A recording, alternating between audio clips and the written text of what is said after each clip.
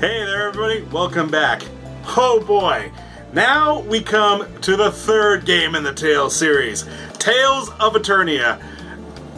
Alright, we promise we will try to be as objective as possible because, as many of you probably already know, we do really love this game a whole lot. Really? Tales of Eternia? Your favorite Tales game? Oh, I never would have guessed.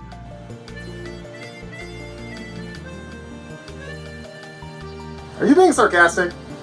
Oh, come on. Do you, not know me at all? Yeah, meanwhile, it's usually well known that in the world of movies, the third movie is generally often thought as the weakest compared to its predecessors. Such examples include Dark Knight Rises, Back to the Future Part 3, or even Return of the Jedi. All great movies, but noticeably lesser in quality compared to the first two. Thankfully, that same logic doesn't apply to video games. While Fantasia and Destiny were both good games in their own rights, along came this one to take the Tales series to new unbelievable levels. Tales of Eternia may not be the most well-known game in the Tales series, but for what it was able to accomplish, it was most definitely a game changer. Now, you know what? Let's not waste any more of your time. Let's talk about the 10 facts about Tales of Eternia. Or Destiny 2. Number 10. It featured an advanced version of the linear motion battle system. You know, once upon a time, someone on a thread said that Tales of Eternia was just a prototype for Tales of Symphonia. And you know, it's because of that I now need to find this individual and slap him with my ring hand. Tales of Destiny, while a good game, did not fully embrace what the PlayStation was fully capable of delivering. It was Tales of Eternia that crossed that threshold. Through it, Wolf Team presented what is known as the real-time linear motion battle system. This baby was more powerful than the first games. While the 2D fighting was retained, commands from the player are entered in real time, allowing attacks and specials to be executed instantaneously on the battlefield. Spells, meanwhile, have a chanting time that increases with the complexity of each spell. With Keel and Merity functioning as the mages, the player can assign greater Kramos, which are the game's elemental spirits, to them, and by mixing and matching, you can obtain all new magical spells for them to unleash. If characters used specific spells at the same time, they could be used in a more powerful team-up combo, and special attacks can be maxed out for a super. Just look at this beautiful carnage! All of this thanks to the more powerful graphical capabilities of the PlayStation. Thus, the freeze time that was present in the previous games is no more. They have been deleted, which is important because now if you are skilled enough, you can avoid the spells as they are incoming. Overall, the battle strategies are much more expanded, allowing you to switch between which character you control and governing the actions of the AI-controlled characters. This does give a large degree of micromanagement that the player will have to deal with, but it is so worth it, as this expansion of the gameplay is what the series needed. Other games will add on to it and go into its own direction, but Eternia is not just an out-of-date prototype. This game sets the bar for what a Tales fighting system should be. Number 9. It was the series debut of the Wonder Chef. So right after REID, FARAH, and Merity get kicked out of Rasheen's village by the very racist village elder, REID makes a quick stop at Keel's childhood home. You know, it's really nice when you can walk into random people's homes in these JRPGs and just take their shit. There you notice a piggy bank off in the corner. And when you touch it, this gentleman introduces himself as the mysterious Wonder Chef. You can find him in spots throughout the game, and every time you do find him, he will teach you a new recipe that you can cook at any time. Cooking in the game allows you to add temporary helpful effects to your characters, like restoring health and technical points, curing status elements, and boosting attack power for a time, for example. The Wonder Chef would go on to become a reoccurring character in the Tales series. In Symphonia, he has his own side quest. In Legendia, we have a female version known as the Wonder Baker. And in Vesperia, he once again returns in all of his cooking glory. Wonder Chef is a master of disguise and cooking genius, and through him, you find that the cooking ability is another useful tool that players can utilize in their Tales adventures. And he made his first appearance right here in Eternia. Number 8. It has a cameo appearance by Jin Kazama. Namco really does like to sprinkle cameo appearances and references from other Namco games into the Tales of series. For example, Tales of Fantasia and Destiny both had references to some of the arcade classics from Namco's rich past. That tradition would continue in Eternia, with many references including appearances by the main protagonist from The Legend of Valkyrie, among others, but a noticeable one as well comes in the form of Jin Kazama. In 1998, Namco released Tekken 3 in arcades, and it would go down as one of the greatest games of all time. Not kidding, I love this game. It introduced several mainstays to the Tekken franchise, including the uber-popular and my personal bae, Jin Kazama. Now, when you search out the second grader Kramel in the game, you make your way to Sylph Cavern. After traversing all of the extremely annoying wind tunnels, you finally make it to Sylph himself. And of course, like any good self-respecting Kramel, you have to defeat him in battle in order to prove your worth. Now, he is a small guy, so he does bring some backup with him. And oh boy, is the backup interesting. If you look at the hairdo that these two heavy-punching brutes have that are with them, oh yeah, it's pretty unmistakable who these guys are, and who it's a big reference to. Now, Jin Kazama is not the only Tekken character to be in a Tales game. His grandfather, Heihachi Mishima, was seen in a poster in Tales of Destiny, and was also a cameo character in Tales of Hearts. Welcome to the King of Iron Fist Tournament. Number 7. Reid and FARAH were named after an astronomer and a physicist. Reid Herschel and FARAH Orsted are the lead characters of Eternia. In the opening scene in Etheria, it is established that they are longtime friends who look out for each other. An interesting tidbit of information are Reid and FARAH's last names and where they originated from. The laid-back Reid was named after William Herschel. Herschel was a famous German-born British astronomer and composer. Herschel was best known as the man who discovered Uranus. Meanwhile, FARAH was named after Hans Christian Orsted, who was a Danish physicist and chemist. Orsted discovered that electric currents create magnetic fields, which was the first connection found between electricity and magnetism. This apparently was a part of a pattern by the game developers, as most of the names in the game derives from astronomy, which is a science that deals with space and the physical universe. Which makes sense, because Eternia is actually two planets held together by the Orbis barrier. Pretty cool, huh? Number 6. The MELNICS language was used in New Space Order. At the beginning of the game, Merity crash lands on Etheria and comes face to face with Reid and FARAH. She then starts to speak a language that they are very unfamiliar with, so they decide to go see their friend Keel to find a way to communicate with her. The MELNICS language is the language on Celestia, and the language of Kramels throughout Eternia. You can actually go online and find a guide that translates all the letters and numbers to the MELNICS symbols. MELNICS, as far as word order and structure, are very similar to English, while its pronunciation rules are distinctly Japanese. And with the guide, you can actually learn how to speak MELNICS and impress all other nerds at anime conventions. The MELNICS language was also scheduled to appear in another would-be Namco game called New Space Order, which was supposed to be a real-time strategy game, also based on Namco's Xavius, or Xavius, whatever, series. The nations that were in the game all used languages from previous Namco titles. The Holy Religious Nation was to use the MELNICS. Unfortunately, development of the game was cancelled in December of 2008. But the language would also make a brief appearance in Tales of Xillia. There, it is called Langdao, and has the very same mechanics. Number 5. It received a 13-episode animation. And boy was it something. In early 2001, Tales of Eternia, the animation, was released in Japan. However, it never got a North American release.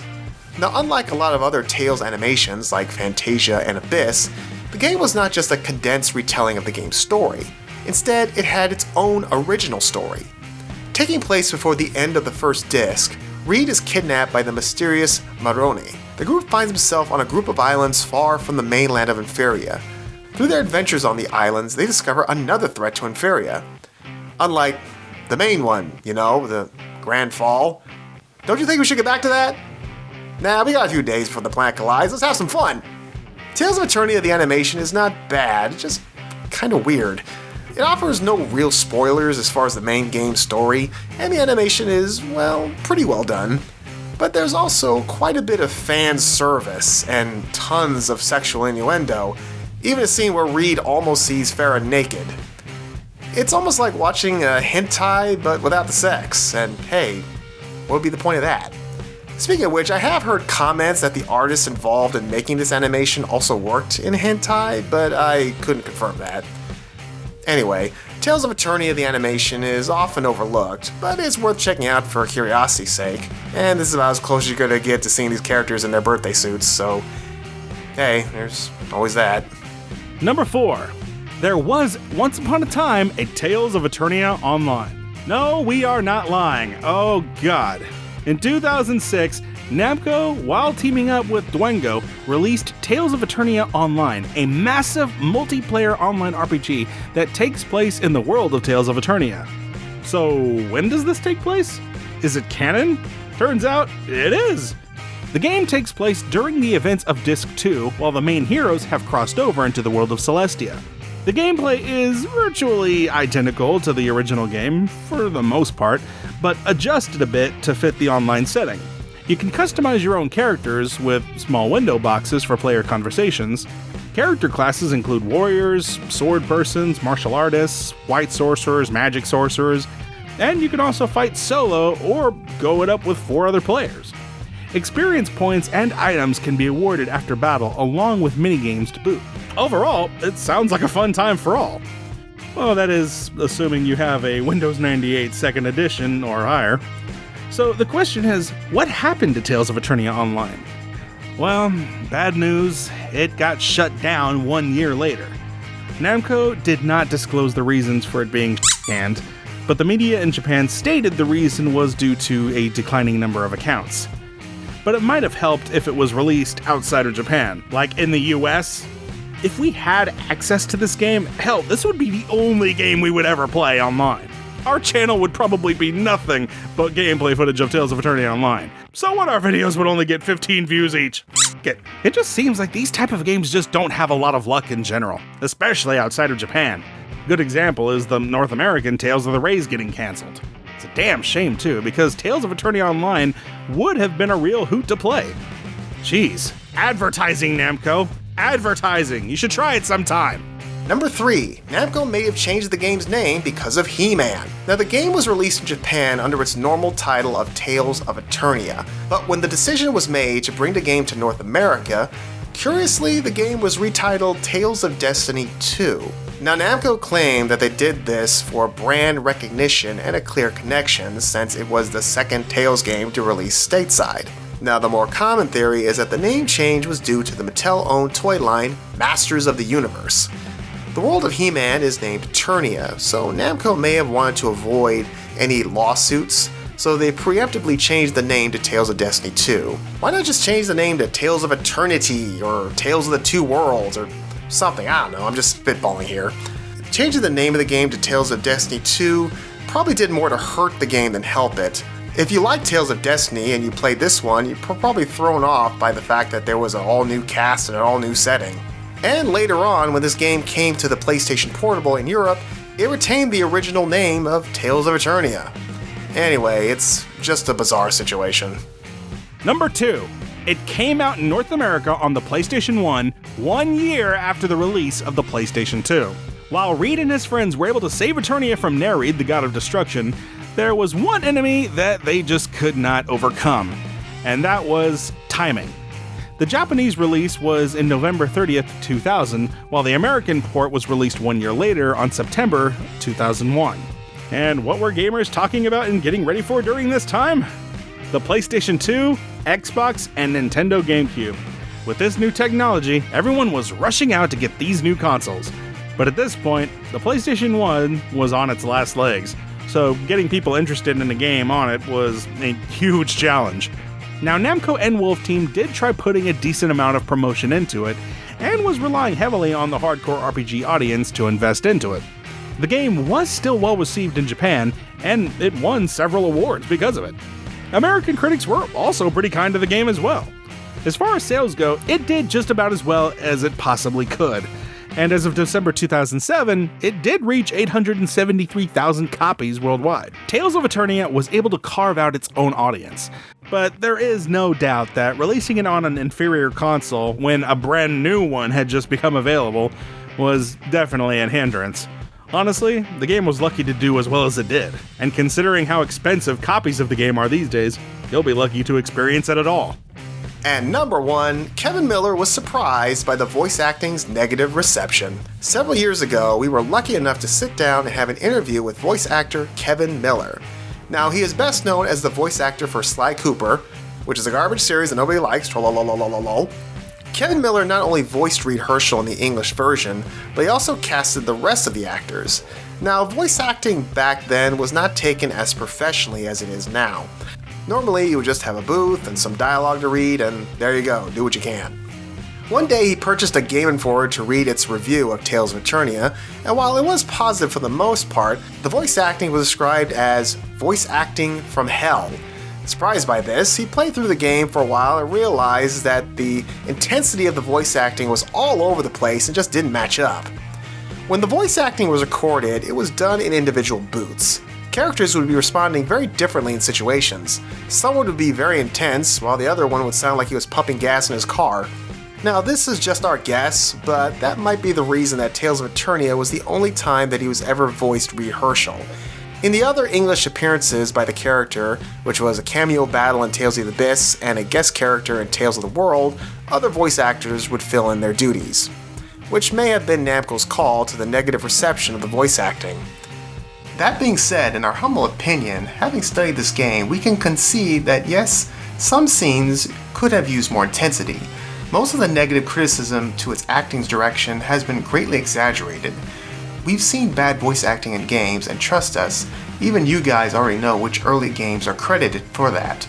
To lump Eternia in there among them is a disservice. Still, it just goes to show that even if you have the best voice acting, without the proper direction and full context, you will not get the proper emotion that is required for the scene at hand. It was the clear weakness of the game, but fortunately, when it's all said and done, there was far more positives than negatives when it comes to Tales of Eternia. And that's our list. Make sure to like and leave a comment down below. That's right, listen to the man. And as always, you guys have been watching the Brotherhood of Gaming.com. I've been your host, William Morris. He's Eugene Morris, and we will see you next time. And don't forget to click the bell at the bottom to become part of the Brotherhood of Gaming's notification squad. That way, whenever they release a new video, someday, maybe never, who knows, you'll be the first ones to get notified. And then you can come and watch me.